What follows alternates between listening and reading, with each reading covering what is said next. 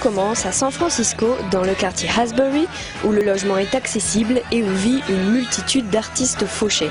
Là-bas, les Diggers organisent des repas et des concerts gratuits. L'effervescence de la révolte est née.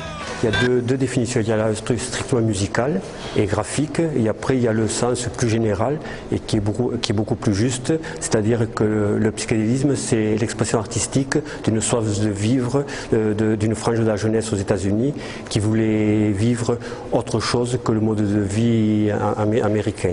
Or du coup ça s'est exprimé d'une manière artistique. Deux éléments déclencheurs s'ajoutent, l'invasion du rock anglais et la découverte du LSD. Le cocktail est prêt et donne le goût du psychédélisme.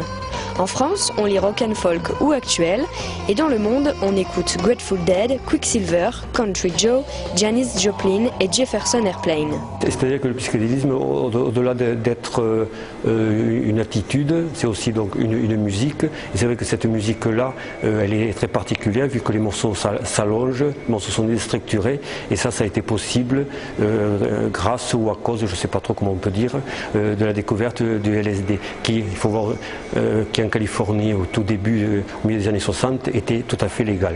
De cette attitude et de ce mode de vie psychédélique restent des traces underground et alternatives. Pour les retrouver, la médiathèque propose une filmographie, une bibliographie et une grosse sélection musicale.